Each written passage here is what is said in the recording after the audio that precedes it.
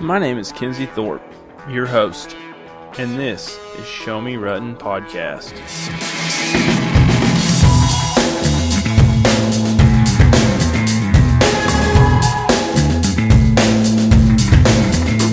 On this episode, we give our weekly update and have a really great interview with Aaron Stonehocker of Tactacam.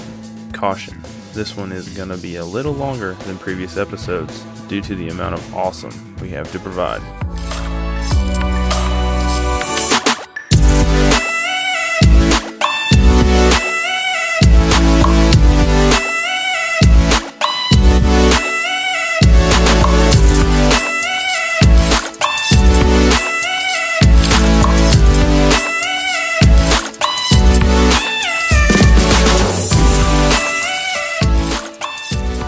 Hello everyone, hope you're having a great day.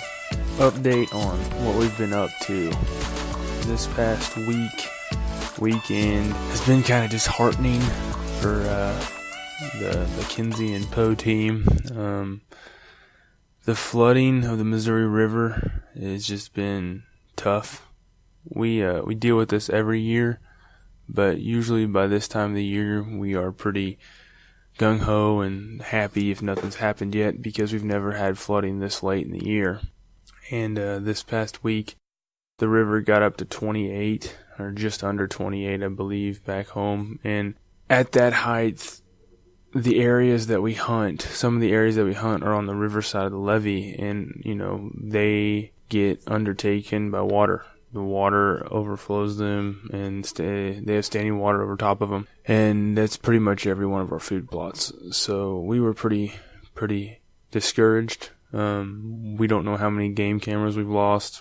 We don't know the actual extent of the damage yet, as the water hasn't actually gone down where our food plots and game cameras are yet. It's working its way down, and it should be, hopefully, dry, or at least dry enough to get back to where we can check the cameras this weekend. But the food plots that we had, they were looking so good. We had a mixture of a lot of greens. We had clovers, rape, turnips, radishes, stuff like that. And, the very worst part is that they don't really turn sweet until that first frost. And first frost was this past night. So we were literally like a week away from having these few acres of food plots, kill plots per se, ready to go for this winter. But nature's a beast, and you can't ever try to control it, because in the end, nature will win. So, we had to been dealing with that, which with the flooding has, made us focus other areas around where we hunt, possibly in a lot of areas that we've never really looked at before, smaller timbers, tree lines, stuff like that. It allowed us to maybe learn more about our area. I mean, you got to look at the positives and everything.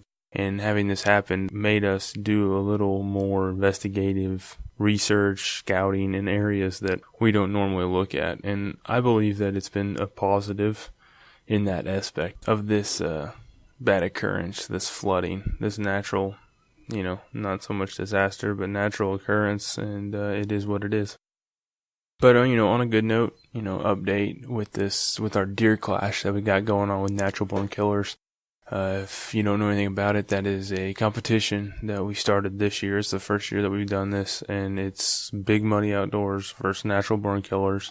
I think they have 7 or 8 guys. We've got 7 or 8 guys. So it's really a scoring team competition against one another. And, we kind of do a weekly update depending on what happens that week. And this past weekend, it was pretty good for the Big Muddie team and Natural Born Killers. But Big Muddie took the lead. Poe doubled up Friday night, got 2 does, and then Jeremy also added to our total with another doe. So now we have 4 kills, 3 of which are on camera, which in this competition is bonus points. So we've taken the lead.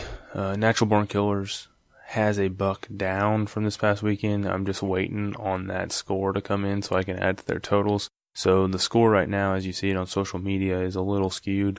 It'll be a little closer once we get that buck scored and on the tally list.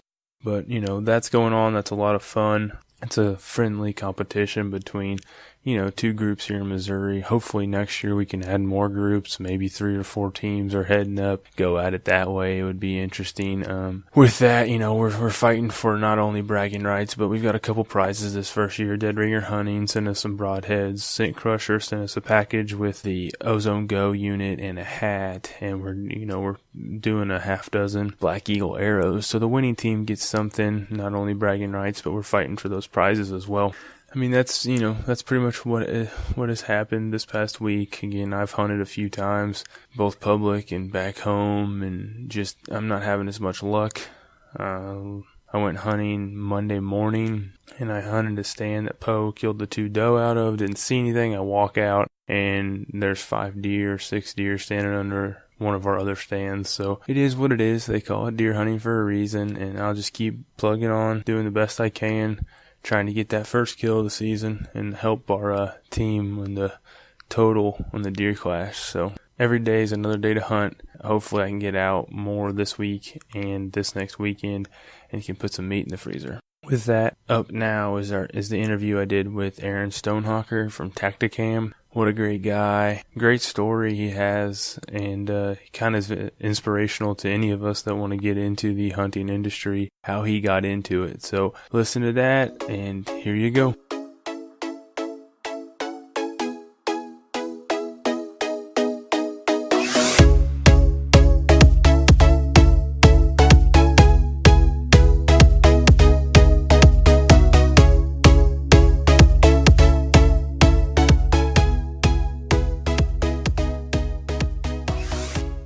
This week on Show Me Ruttin podcast, we have Aaron Stonehocker. Thanks for getting on here, sir. Appreciate it. How are you? I'm doing well, man. How you doing? Good. I'm excited to be. Doing good. Hopefully we can work through these technical difficulties and make this thing work. Yeah, man, absolutely. It's a technical product. We got to get the podcast figured out at least. Come on. Exactly. Who is Aaron Stonehocker for the ones that are listening who may not know you? Oh man, I don't want to pump up my own ego too much, but just your average Joe, man, who's just had some opportunities laying in my lap, get in the outdoor industry, work for a cool company, and just living the dream now. So grew up, born and raised Earlham, Iowa. Ended up going to community college there, met my wife there, and she did ROTC through the University of Iowa for the Air Force, and so that's her career path. And I joined the Air National Guard, did 6 years in that, and we ended up moving out to Virginia with her first duty station. So that was I tell you what, going from hunting 300-pound deer in Iowa to a $150 deer in Virginia was a little tough, but it was fun, man. There's more hunting and fishing out in Virginia than anyone can do in their whole life. I mean, it was a good time fishing for sure. But anyways, did 4 years out there, and then now actually we're living in Great Falls, Montana. We've been living up here for about 3 weeks, got restationed, and so now my hunting world's changing all over again. I got to figure out how to hunt totally different species and got to learn how to catch my breath in the mountains and all that stuff. So. But no, yeah, I was actually a park ranger. That's the career that I had set out my goal for. Went to school for it. Got my first full-time opportunity out in Virginia. So I was a park ranger at Chip Oaks Plantation State Park for about 3 years total time. And I found out about Tactacam through a magazine that I had started writing for, actually. And the editor just told me, hey, man, if you're going to be out there trying to film your hunts and stuff, you need to check this product out. So I called Tactacam to kind of answer some questions before I made my first 2.0 purchase. And Ben Stern answered the phone one time, the customer service line. And for those of you who don't know, he's the inventor of Tactacam. So that totally blew my mind that you call customer service and you're talking to the man himself. Yeah. And then the next time I called back, Jeff Peel answered, and he's the CEO of the company. And same thing, man. I was just like, okay, I don't care anything else about this product anymore. The company I love it. So I bought my camera. I loved it. Took it on all kinds of stuff. Got a few deer under my belt with it and all kinds of fishing with it, all that stuff. And then I just got hooked, man. So I was just constantly reaching out to them, asking them what I could do to help. I knew they were a growing company at that time. I think they were a 2-year-old company. Now they're about a 4-year-old company. And I fell head over heels for it. And man, every opportunity I had to go show it to a dealer or go show it to my buddies or help them out at a trade show, I was jumping on it. And then next thing you know, Jeff's calling me, asking me for ideas about this big crazy team program he's got an idea for. And one thing led to another. Now I'm the communications director for him. I finally got a full-time job, which is pretty cool because my wife being military allows me to travel with it. And I mean, who wouldn't want to work at least one time in their life for the outdoors industry if they have a chance. So I tell you what, this is about the only job opportunity that could have pulled me out of being a park ranger, though. I absolutely love that, but this is just one of those opportunities I would have kicked myself all day long if I wouldn't have taken it. So no, definitely, you had to take the opportunity. It sounds like that was an opportunity you couldn't pass up, especially loving the outdoors and trying to jump into the outdoor industry. It seems like a perfect opportunity to get a foot in the door, in essence. But for anybody looking to get your foot in the door, man, I mean, the team opportunities or field staffs, pro staffs, just if that's something you're looking to do, that's really, in my opinion, probably the best way to get your foot in the door somewhere is just, finding something you're passionate about, finding a product you like, and you never know, man, just, keeping that hard work attitude up there and, volunteering for stuff. People keep an eye on it, whether you think they are or not. It's one of those deals. Oh yeah, I'm on the team as well. That's how we know each other, and it definitely is. You put forth the effort, you guys definitely see it and stuff like that. So, like you said, exactly. Take the time. That's really what people are interested up front. Is you willing to spend the time, use the product, and promote it properly. To climb up the ladder like you did. Yeah, exactly. Yep. So you are full-time now. You said it was communications director? Yes, sir. Is that right? Yep. So what does that entail? So everybody, like I said, it's a 4.5-year-old company. I think we've got, you don't quote me on, but I want to say there's like 15 total employees there at Tactacam, 13 of which I'd say are full-time, so pretty small company. Everybody wears multiple hats. So what I got brought on to do, I guess, was to build our Tactacam team program, our grassroots initiative. These guys are just amazing, and they literally are the backbone of this company. They support our dealers. They help out all of our conservation partners through a bunch of grassroots initiatives. They help us out at trade shows. Just all the things we can't do with 15 people, these guys allow us to do nationwide, and it's just an awesome effort. So I kind of spearhead that, and I've been building it from day one to what it is now, and now it's more of a management role of that program. And then also I help out a lot now. I'm getting more into like our conservation relationships with like NWTF, Ducks Unlimited, Whitetails Unlimited, Pheasants Forever, all those guys. I do a lot of things with those. I do a little bit of stuff with dealers here and there, depending on if I'm in the area or not. Like right now is a great example. We don't have, the 3 sales reps Tactacam has are located in Minnesota there. I'm in Montana, so I can do a little bit of outreach things out west here now that's giving me a little bit more of a role to play there. I dabble a little bit of marketing, just a little bit of everything, really. It's kind of a unique role. Yeah. You had talked about that you were a ranger, and that's really what your passion kind of was as a occupation.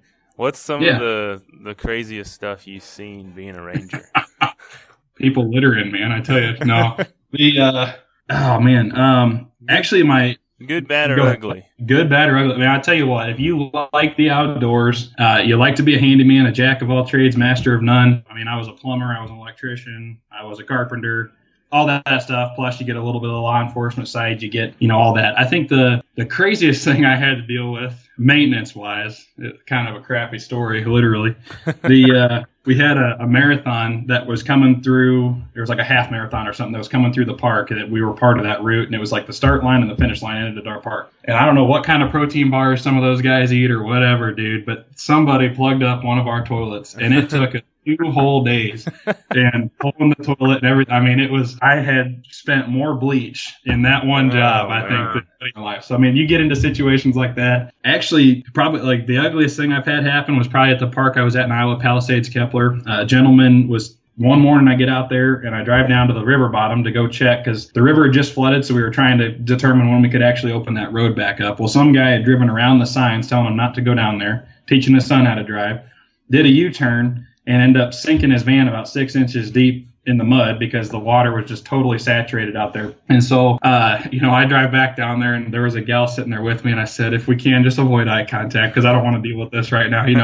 Let's go check out what we need to check out. We'll come back and help them. And of course, she was looking at him, and he jumps out in the road and stops us. We're like, okay, we'll deal with it now. And he goes, hey, can you guys give me a tow out of here? And I say, sir, we can't. We can't hook state equipment up to your private vehicle because of liability. We just can't do it. It's against the rules. But I said, I'd be more than happy to call a tow service for you, or I can try to help you push the van out. We can do whatever, right? And he's just like, he starts to get irritated at me that I can't just hook him up and pull him out, right? Yeah. And it would have been easy, but I just kept telling him no, and he's getting irritated. So finally I say, sir, how about this? Let's, get your son out of there. You hop in the driver's seat. I'll do what I can to try to push you out. And so I get in front of the van because we're trying to rock it because he had sank it just perfect. So I figured if we get him up on some higher ground and maybe just let him roll it out, he might have been able to. So anyway, I'm standing right in front of the driver's front wheel, pushing on the front of the van, and he just guns it. And I mean, he slings me mud from head to toe, just coats me in a cake of mud. And I'm like,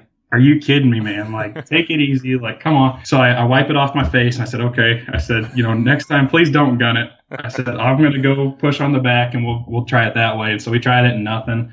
I get back in the front, and I tell him again, take it easy this time.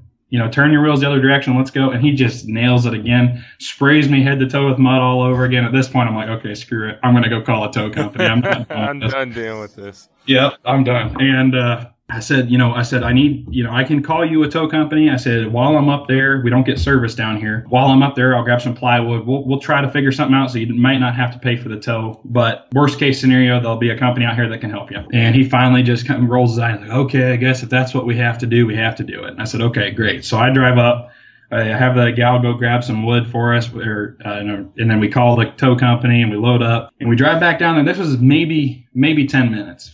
We drive back down there, and the guy and his son are gone. The van's sitting there sunk in the mud, but the guy and the boy are gone. We're like, what the hell? Yeah, so we drive all around the park, can't find him. I'm like, well, okay, I guess the tow company's going to come out here and they'll tow his vehicle, and the problem won't be ours anymore. Worst case we have to do now is pull that ground out. Anyway, the tow company ends up getting out there about lunchtime. I called the sheriff's office. They take the jurisdiction over it. That way the park's not liable for anything. The sheriff's office signs off on it. And they tow the van, they take it off to their dispatch or whatever. And it's like an hour before the end of the day. I'm on the tractor. I'm pulling some trees out of this ravine that had just fallen over from the storm. And this van, I'm going in reverse in the tractor. Nothing's coming. And all of a sudden, this car comes flying by me, screeches on its brakes and stops. And I'm like, whoa, dude, so I hop off. And I go walking up. I'm like, going to tell this guy, dude, you got to watch it.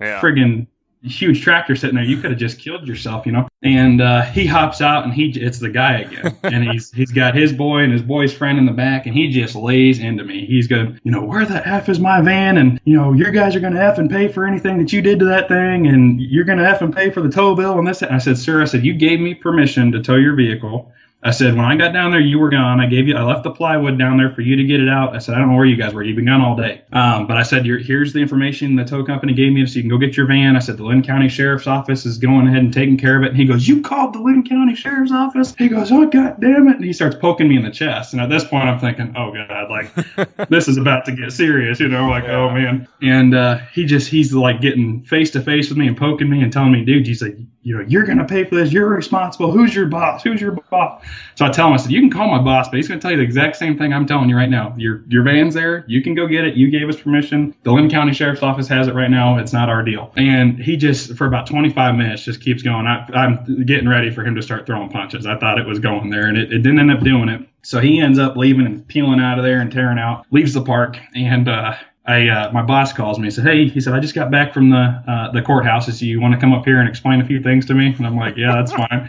So I get up there, and he goes, well, first thing I'm going to have you and Olivia do is I need you guys to fill out these witness statements. I need you to tell me exactly everything that happened, start to finish, blah, blah, blah. So, okay, so we lay into it. And then he goes, okay, he's like, I got a couple messages on here. He said, I'm guessing a couple are probably from the guy you gave my number to. Do you mind if we play them? I said, nope. So he goes, okay. He said, Olivia, step out. I'm going to have Aaron in here once. Listen to these, and I want you to come back in later. So he had us one-on-one, verifying the stories, our stories, we're the same and all that. And he plays the message, and the dude sounds like a saint on the phone, like the sweetest guy you'd ever met in your life. He's apologizing for the misunderstanding, all this stuff. And I just start laughing. I'm like, man, that's not the guy. And so we end up calling the towing company and explain to the lady, hey, just to let you know, there's a guy, he's pretty heated. He's coming down your way looking for his van. She goes, are you talking about that a-hole that just came in here about this van and that? We're like, yep, that's him. She's like, oh my God. She said, you know why that guy was so fired up, don't you? And I was like, why? And he goes, she said, the van was registered to his father-in-law who'd been dead for like 10 years. And he hadn't paid any kind of taxes, licensing fees, anything on it for that amount of time. So of course, we essentially repoed his vehicle that he'd been bummed about. So he was all fired up, and he came back to the park a couple of times, but obviously, the sheriff's office handled it from there. But that was probably the most ugly thing. But you'd be surprised, man. People, campers that get mad at each other for taking a camping spot that someone else wanted and all that stuff. I mean, it gets pretty interesting sometimes. Oh man, people, they can be interesting, can't they? Oh yeah, yep, people, that's it. That's it. The human factor and everything. Yep. We will be right back after this short break. Who or what is Dead Ringer? Dead Ringer hits many categories within the archery, hunting, and shooting industries. With products ranging from tactical scopes to archery broadheads, Dead Ringer has what you need. The company embodies the work hard, play harder attitude. Having passionate individuals from top to bottom that are driven to bring the best products at the best price to you, the consumer. Make sure and check them out at deadringerhunting.com.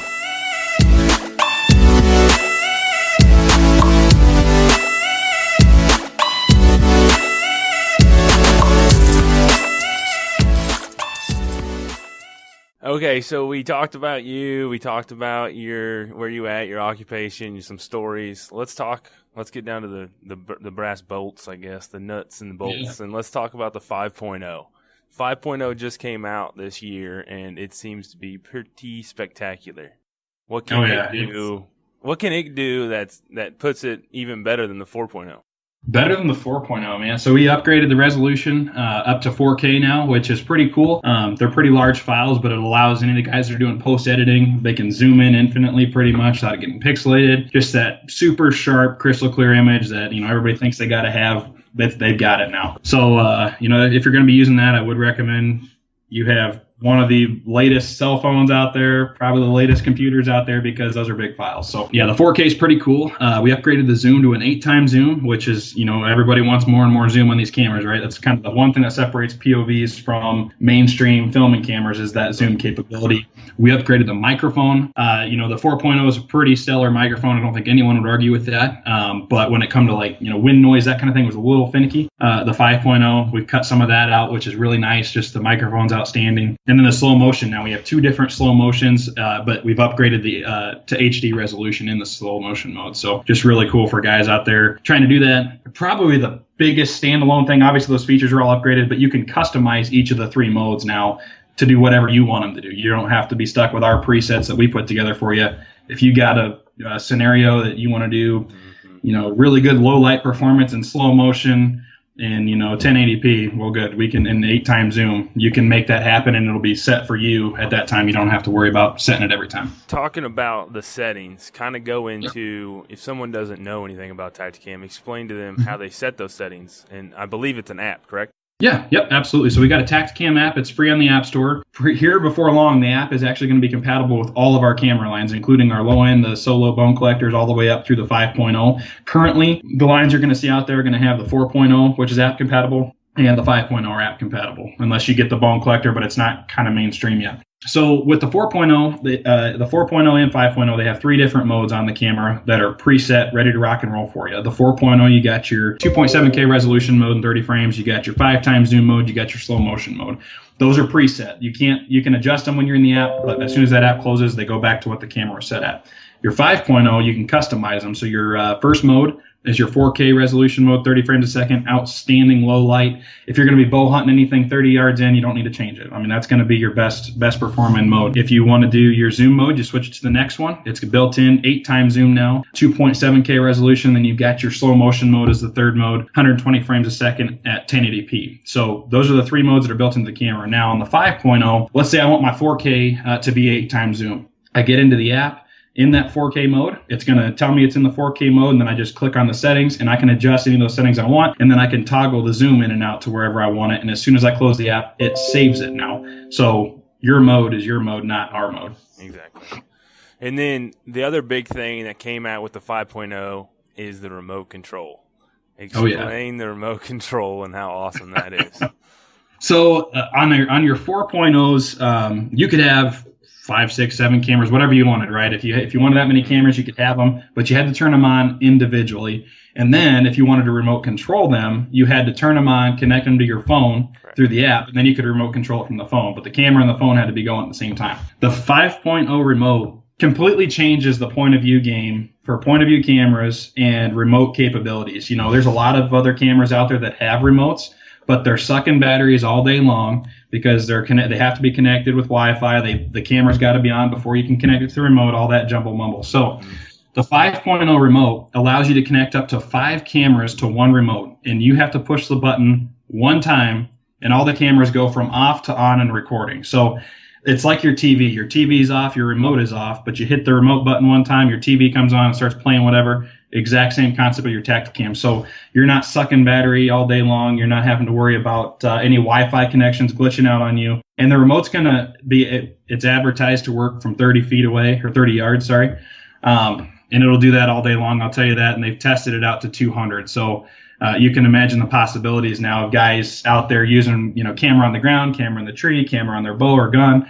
Just going to get ridiculous. Yeah, I mean, that opens up a whole nother spectrum of, like you said, about point of view camera angles and like using what you want to use. Just like you said, maybe you want to put it on the decoy. It's just going to be that much easier. Or if you want to put it in the tree, like maybe 10 foot even above where you are to get that downward angle over a second shooter or something. But that remote opens up the capabilities. It's crazy. I think that's a game changer in my mind, just because you can bring into 5 cameras. That with one push of the button, you got 5 cameras recording. That's insane. And I beg you to ask any TV show out there how many pounds of gear they would bring in if they had to run 5 cameras. It's exactly right. Talking about the poundage that a camera crew would have to bring in for 5 cameras. And the thing with the 5.0s, I mean, even the 4.0s, the picture quality, the video quality is just unbelievable. Oh, yeah. The high resolution is the 1080. Anything you watch on TV, unless it's a 4K channel, is going to be 1080p HD, and that's our lowest end on the 5.0. So yeah, you got the 1080 resolution on the 4, the 5, the 2.7K, the 4K. Yeah, the picture quality is outstanding. There's a question out there. I wish this was a different answer, but I understand. Is that a lot of people ask, does the remote work with older models? And I know that it doesn't. It only works for 5.0s, correct? That's correct. Yep. Currently, it does not. Yep. So now the 5.0 has actually got a little bit. They have to have a receiver built into it. So before we had, obviously the Wi-Fi signal was your remote capability. Well, now the 5.0 has actually got the technology it needs built into the camera for the remote to work. Yeah, that's mind-boggling to me, because the fact of just getting in the app it's a little cumbersome, But it can be, yeah. Just having that remote around your neck it's amazing. Yep. I currently only have the 4.0 and the 4.0 wide. I can't wait till I can get my hands on a 5.0, but we'll see what happens. Oh, yeah. And I tell this to everybody. I don't care if you've got the Tactacam Solo or the Tactacam Bone Collector, the 4.0, or even one of our 3.0s or 2.0s. Any Tactacam a customer gets, regardless of the price point, you are going to be mind blown with. Like I told you, I started when they had the 2.0s. I've still got my 2.0, and I watch videos to this day. I mean, I mounted it one time just for the hell of it. I mounted it to a golf club, filming me golfing, and you can see like from what's my arm length, maybe 4 feet away, right? Just in its 1080p resolution, dude, you can see every whisker on my face. And I watched that video just because I'm like, the friggin' quality on these things is amazing. No matter, like I said, I don't care if you have the lowest end, now all the way up to our top end. But if you increase your options and you increase to the higher level models, it's going to make your lower level model a paperweight. I'll say that. Exactly. And that's crazy to think that that's what, 2 or 3 steps. The 2.0 is where they kind of started. Now it's at the 5.0. And it's just that much better. And it's video just quality and everything. Yep, 100%. Yeah, the 5.0 definitely just completely turned the POV game for hunters completely over a whole new bridge. It's just ridiculous. And I was talking. I actually had Ronnie on here, Ronnie Belfield, here last week, and he's going to be on this week. I'm sorry to hear that. His episode is going to air this Thursday, but we were talking about that you may have an argument for another company, but what you can't argue is that zoom factor and those point of view. That's what puts Tactacam up above everybody else, because I've used GoPro, I've used all the other brands, and I still use some of them depending on what it is, but the Tactacam video, the Tactacam zoom is really just what puts it above these competitors. Absolutely. And I'm glad you brought that up, because a lot of guys, like you said, they've got brand loyalty to other stuff, or they've been maybe using the GoPros and things like that. But when I break it down for guys, they're completely different tools for completely different jobs. That GoPro has its purpose. It's built for you or the camera moving quickly. The reason they design their lens the way they do is it's built to capture fast-paced action. It's not built for the guy that wants to shoot a deer at 20 yards and, it's going to make that deer look like he's standing 60 yards away. It's just the fact of the camera. I know they've got some software things that try to mitigate some of those, but it's just, you're still not going to be completely happy with that result. The 5.0, but all of Tactacam, when Ben Stern built it, was built completely around the idea that there's nothing out there right now that a hunter would be happy with if he wanted to share this video, share this memory with his friends and his family. And that's what Tactacam did. And that's exactly right. And really the only way for someone to compare a Tactacam to a GoPro or maybe a Spy Point or those other action cameras is to go with the wide. I mean, all they can compare is grab the wide because they can't even get close to the regular. They can't, and I can tell you this too. So you've got the weatherproof ability. Every single Tactacam you get is completely weatherproof, so you never have to worry about it raining on you. You don't got to put it in a little box to prevent yourself from dropping it in the water while you're duck hunting or something. And the microphone. You're gonna, if nothing else, if you get that wide and you want to set any fisheye lens camera side by side with a Tactacam 4 5.0, that microphone is killer. And honestly, I know the camera, the footage and everything is great, but the microphone is my favorite thing because I feel like if you're only filming with a point of view camera, that's the one thing you always sacrifice unless you want to spend another $160, get yourself a Rode mic, put it in there. This microphone kicks butt. No. Like one of the hunts I had this last year was my muzzleloader deer I shot in Virginia. It was a little too dark. I ran out of camera light, but you can hear him walking in from 40 yards away on the pine needles. You hear his footsteps coming in from 40 yards out underneath the tree stand, and then when the gun goes off, you see the muzzle flash because it picks up whatever light's available. But yeah, it's just it blows your mind. And I can attest to that because this year I started hunting. I mean, I've always hunted public land, but I'm hunting public land by myself more, and I have a climbing setup. It's where I take my sticks and my stand, and I don't want to carry my camera bag with me. Because it's just one more thing, because you already have so much stuff with you. So what I do is I put my wide facing me on my bow and my 4.0 regular facing out, at the stabilizer. I didn't realize how good the microphone was until I did my intros, my video intros and stuff. And then I checked it on my computer like 3 days later, and I'm like, holy cow. I mean, I don't have to have the camera. I thought I was going to be losing something, but I'm not. It completely... Yeah, I mean, it's in a 3.5 ounce package, man. So the guy like you're carrying your stands, your sticks, your bag, everything else, your bow, your gun, and now you got 6 ounces of camera gear with you, no microphones to worry about, no extra stuff, and it picks up the whole thing. So I think it really takes, if anybody out there wants to be the next, Kip Campbell or whoever, man. I mean, with a wide angle and a regular angle camera, a Tactacam, you're going to be able to just literally create your own mini TV show. No, it's true. And the head mount, you guys, you have the right accessories. And what happens too when you guys created the Tactacam, when they created the Tactacam, is they focused around action camera mounts. And that's key because it allows you to mount to stuff that you may have already had. It's an easy transition, even though you guys have the accessories as well. But if you had the accessories before, it just is an easy transition. Absolutely. Yep, that's correct. And so we've got, the mounts that we started with were all built around, okay, how do we get this camera for the hunter to mount to their weapon so they don't have to worry about, the camera arms or whatever, right? And so, every mount we make, completely customized to, and they're 100% revolving around the easiest, most efficient way to mount a camera to your weapon to optimize it for video quality and all that. But like you said, we've got the adapters to mount to any other, GoPro started the point of view game. Everybody knows that. They made a universal base system, which was really smart for them. And then every company that came in after said, hey, let's make some money building extra accessories for this company. So now with a little tiny adapter you get with our head mount, you can mount it to any mount that's out there for point of view cameras. Exactly. With each bow, there's a different setup and there's different holes, the way it's designed, the way the riser is. And, I went to Westlakes and got my screw, but I used the tripod mount for the action cameras. Yeah. And I screwed it to that and I tightened it down. And just like you said, you guys call it the action cam mount, I think. Exactly. Yeah. And the circular mount that's on the Tactacam, it fits perfect. And it's easy. And I think that's another selling point I was talking to Ronnie about was the ease of use.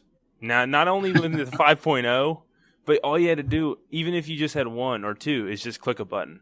And you're going, and it's ready to go, and it's just you can't mess up almost. I mean, it's impossible. It is, and I tell everybody that too. As long as you can remember to hit the button once, you can get your hunt on film. And we still get people, oh, dude, I had this awesome buck. Oh, cool. I can't wait to see the video. Oh, man, I forgot to turn the camera on. It's like, come on, guys. Yeah. One button. But yeah, with the remote now, because, like you said, you've got two cameras on yours, right? You got the one facing you, one facing out. You and I have been doing it long enough. It's nothing for us. It takes less than a second to boom, boom. Those camera buttons are on, right? Mm-hmm. But for that guy that doesn't want to think about it, like my wife, a great example. I'm getting her into hunting out here, and I don't want her to think about anything else other than getting her first animal, right? Yep. So I'm going to carry that remote on me, slap the 5.0s on hers, bow or gun, whatever. Well, Montana, I can't do both, so it'll just be gun season with her. Mm-hmm. And, just I'll hit the button for her. She doesn't have to think about it now. Yeah. So guys that have kids out there trying to get, you want your kid focused on the moment. You want to capture that moment on film. Yeah. You have the remote on you. Heck, hook it up to your phone. You can live watch what your kid's looking at or whatever. It's going to be sweet. That's a great point, and I didn't even think about that. Is like you could even give the remote. Let's say that it is a hunting TV show or something like us, where we have a cameraman and the hunter. You could give the remote to the guy saying cameraman, and he click the button, and you don't even. Yeah. It takes all that out of there. It does. The hunter doesn't have to worry about it. I'll tell you a little secret I learned at ATA this year. Kip Campbell, of all people, right? The goofiest guy probably on TV. His cameraman, when they had the 4.0s out, he'd have two 4.0s running. He would have one on his weapon, facing out, and the cameraman would have one on him too, like mounted to the big camera. Oh, yeah. So no matter what, if Kip would forget to hit his cameraman would hit it for him. Yeah. Now his cameraman's got the remote in his pocket, so Kip doesn't have to worry about it. Exactly. It's hard enough, killing an animal to begin with, let alone having to worry about that stuff. But yeah, that's the world we live in now. Everybody wants to record it, and it's for each own. Maybe some people record it for TV shows. Some people record it just to have the memories and, just to keep those. Because you really, like I've stated before, you really can't relive something by your memory. You'll remember it by your memory, but seeing and feeling and hearing those noises, as you stated, will bring you back, and you'll get that sense, that tingling, that emotion. It just isn't the same. Exactly. Obviously, as hunters, we all tell tall tales and hunting stories and everything else. But, man, you've got the video to go with it now to show everybody. It brings them into the field with you. You can't, like you said, you can only do so much with telling a story, and, you feel excited about it. But, man, when you get and you'll find yourself, it's the second you filmed your first hunt, I don't even care if you didn't shoot anything. It was a squirrel. It was a doe walking through, whatever. You're going to sit there at work. The next day at home, you're going to watch that video over and over and over and over, just because you get to relive that memory all over again. And then one more thing about Tactacam 5.0 and the app we didn't talk about is the live version. You can go live now, right? Yeah, yep. We do have a live capability built into it. So I think they're still they had to work on a couple platforms. And, as we all know, Facebook, it seems like, is getting more and more less tolerant of the hunting, or what they call violence and all that.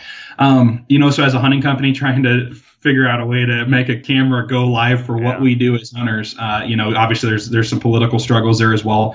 The function's there, but it's a matter of making sure all of our I's are dotted, our T's are crossed, and we'll get it out there to you guys.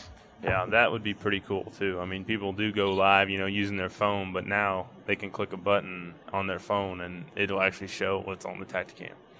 Yeah, and the cool thing, we said with the 5.0, you can completely customize your options. So you can set that setting on one of your modes. So you don't even have to have your phone hooked up anymore. You just do it one time. And now my blue mode is my Facebook Live mode. So when I want to go Facebook Live, I shoot my first elk. Boom, there we go. We're going, man. I didn't know that. Yep. It's all, you can just set the setting in there. No, but again, I didn't even know that. I've even taken those university classes and that we have to take as team members, and I don't know if that's even on there, but that's pretty awesome. I did not know you can make that as a mode, a preset mode on your camera. That's pretty cool. Yep. Yeah, and you mentioned the Tactacam University, so that's something. So all of our team members, as you just mentioned, they take that, and it gives them anything they could need to know. Ideally, anything they could need to know about their camera, how to use it properly, the right settings, the right cards. But one thing I would say, you guys that are customers out there, maybe listen to this, or potential customers, you're getting a very technical product, a very easy to use technical product, but all that easy use, you need to make sure that you read your owner's manual, get online, watch the how-to videos, because you want to make sure you have the best experience possible when you're out there filming. You don't want to find out that you had the wrong SD card style when you're trying to film your son's first hunt. You want to make sure that thing is good to go. On SD cards, make sure they're at least on these 5.0s. I would just say get the 128 gigabyte card. Ultra 3 class, on your 4.0s, make sure they're a 64 class 10. You want the best brain inside there, but like I said, play with it. Get it out of the box. Use it. You don't want to be test running stuff when you're out there potentially catching the biggest deer you'll ever shoot, or your son or daughter's first deer, or in my case, my wife's first animal. Like I don't want to play that game. You want to make sure you know how to use your gear before you get out in the woods. You want to take your bow out that you just bought without sighting it in.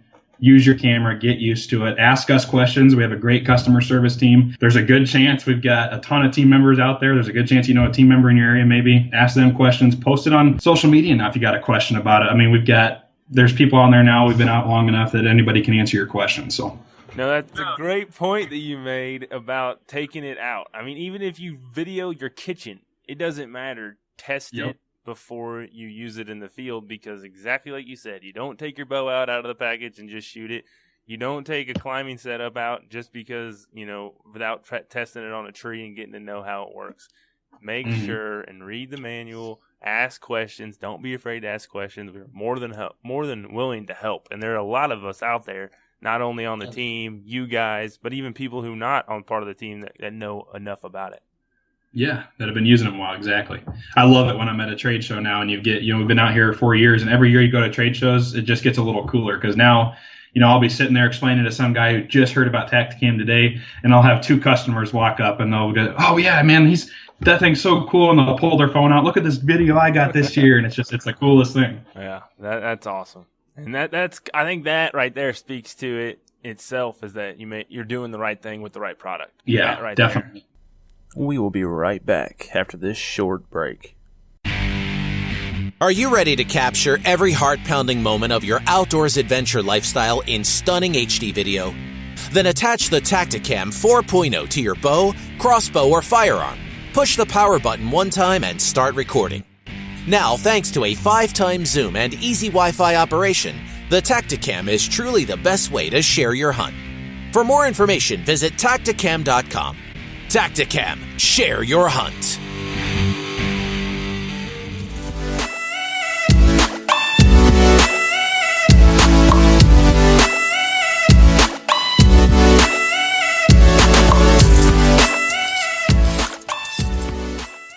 I sent you the topics over, and I want to know, each person's different. Like you said, you've kind of moved a little bit. You've hunted. You're learning to hunt different animals.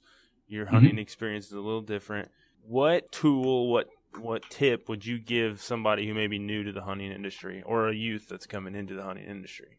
What I would say, coming from a guy, I started hunting when I was 14. I'm 28 now, so a 14-year window there.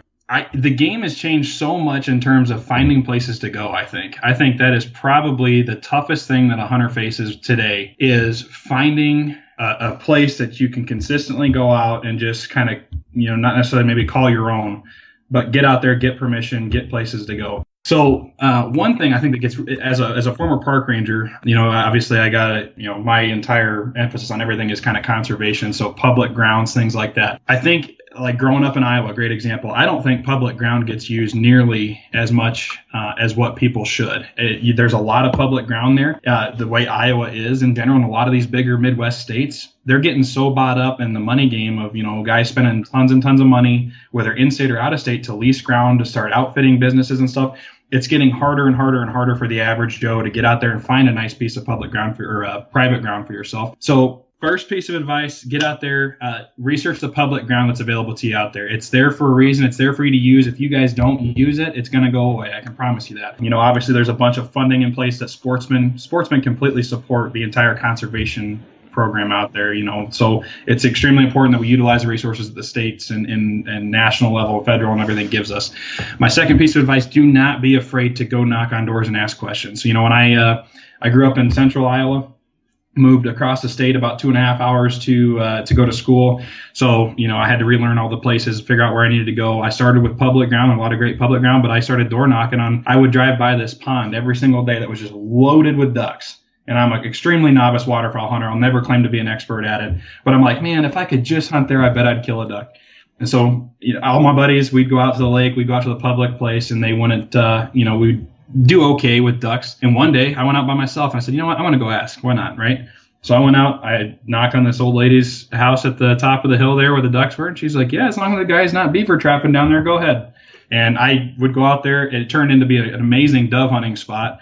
Fantastic waterfowl. The waterfowl figured out I was there after a while and kind of changed their habits. But point being, don't be afraid to knock on doors. Moving across the country, like you said, that's opened this exact same conversation up for myself. Being a park ranger was extremely helpful because you meet a lot of people. Obviously, you have a lot of conversations, coworkers, public, whatever. So I did get a chance to meet a lot of good friends out in Virginia. Eventually, that opened some doors to maybe being able to hunt with some buddies on some private land they had, or just meeting people that were generous enough to say, hey, if you want to come out here and kill a deer or two every year, that's fine. So don't be afraid to get out there and build relationships. That's my second piece of advice is if you're going to be out there, build the relationship. It's not a right you have as a hunter. If some guy doesn't want you hunting on their land or some gal, that's their right. They own that property. For one reason or another, if they don't want you out there. But I will say I've baled hay to earn the privilege to hunt on people's ground. As a park ranger, just dumb luck. I had a guy that owned a piece. Technically, it was like surrounded by the park. And because I watched that and kept poachers off that during gun season, he let me hunt it whenever I wanted. Don't be afraid to get your hands dirty and earn the respect of the landowner to get it. But yeah, and then now moving here to Montana, 1/3 of the state is public. So I'm going to actually try to focus on public ground out here. And they've got some pretty cool programs where it's kind of a private land that's set up to be public access. So they've got a lot of that out here too. So I'm going to get a little work in that and figure that out. But public ground, man, there's just millions of acres out here. So, and I've been watching a lot of the show. I don't know if you guys are familiar with Meat Eater, but he's like all public land. So now I'm just like, okay, I'm a Western hunter now. I want to do the public land thing and make it tough on myself. But so we've gone out, my wife and I, just putting time in, going and driving around. We just got our hunting licenses the other day. So now we're waiting on gun season to get here. But I found some mule deer. I found a couple huge black bears if they're not hibernating by the time I get to hunt them. So I haven't found any elk yet. That's the one thing I'm missing. I can't find any elk, but I haven't put a ton of time in. But the time I put in, finding out, scouting, and doing that. So a new hunter, figuring out where you're going to hunt. Look at your public options. They're a great option. They're underutilized in most states. So there's really, really, really good hunting out there that people probably just drive right by because they think it's plowed with people, but it's not. I promise you it's not. And don't be afraid to get your hands dirty, make relationships, make those opportunities happen for yourself, and then put your time in. Get out there, figure out what the animals are doing. You're never going to have a bad day in the woods. I can promise you that. So. No, that's a great point that you make about knocking on doors. It is always a no unless you ask. And I live by that, and it's just true. Is your answer is always going to be no unless you ask a question. Yep. You can never get a yes unless you ask. So that's a great point. That's a great tip. And then the public land, we hunt a lot of public land. We're here in Missouri. I think the ratio to public land to people is actually really low, and I think Missouri is like one of the highest in like population to land mass area that the public land has. And I think you're right. I think a lot of people get intimidated by public because they think that they're going to either run into somebody or they're going to step on somebody's toes, when in reality, most people, I'm not saying all, you may have a bad experience, but most people understand that there's other people there and will respect that. And either if you see somebody, they'll move or stuff like that. Yeah. And if you're doing the public land thing, I mean, I'm sure I got a good lesson in it this weekend, actually. We went out to find a spot. We just got a new rifle to sight in, and I just asking people around here, they said, unless you want to drive a really long ways, or if you don't have a pub or a private place to go, go find a piece of public ground, doesn't have a lot of people on it. If it's national forest, if it's not posted, you can shoot out there, just be respectful of what's around you. So, okay, great. So we drove out to this new piece of up in the mountains here that I wanted to check out anyway, but I was like, hey, we'll go up there, check it out, get the gun sighted in, and we'll make a day of it. But man, I tell you what, every time I found a good spot to look like you could shoot, there was a truck parked there. And if there's a truck parked there, there's a hunter somewhere out there walking around looking for elk or whatever. So, we just kind of be respectful. Everybody has the same right to be there as you do, but you got to be safe. You got to make sure, I think the fundamentals, the hunter safety stuff, right? All that comes into play big time when you're not the only one out there on that piece of ground. You always got to make sure you know your surroundings, make sure there's a backdrop on your shot, that whole 9 yards, right? But it was a great experience. I mean, we ran into two guys that were just driving through there, drinking beers, getting high. They were like 80 years old. I don't think they cared. they stopped, and we're driving through in a Buick, going over creeks and stuff, right? Like we looked like we didn't belong there. Yeah. So they pulled us over actually, and just had a hoot talking to us. And then one of the hunters we found walking back up the road back to his truck, he stopped and told us everything he knew about hunting and everything. It was just a great experience, but definitely one of those things. There's a lot of people out there using some of that ground for different reasons. So it's always up here, for instance, you got mountains. It's beautiful. There's people just sightseeing. So the bird watchers aren't always in direct competition with the hunters, but just be respectful. Yeah. No, totally agree. Carry your trash out. As a former park ranger, carry your trash out. Do not litter. Yeah. I just want to say thank you, sir. Really appreciate you doing this, taking the time. I know we had a little technical difficulties. Maybe next time, right, if we do this again, it won't be so as choppy. That's right. We'll get it figured out, man. Hey, I appreciate it. Thank you so much for having me, man. I had a blast. Yeah. See ya. Talk to you later. All right, man. We'll see you. Bye. Man, I've been lining them up of late. That's another great interview. And I appreciate Aaron working with me as we were having a little bit of technical difficulties throughout that interview. It's really appreciated. Thank you again, sir. And hopefully we can sit down and do this again.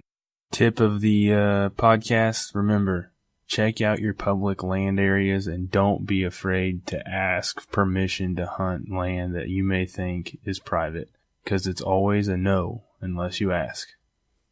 This podcast was brought to you by Big Muddie Outdoors.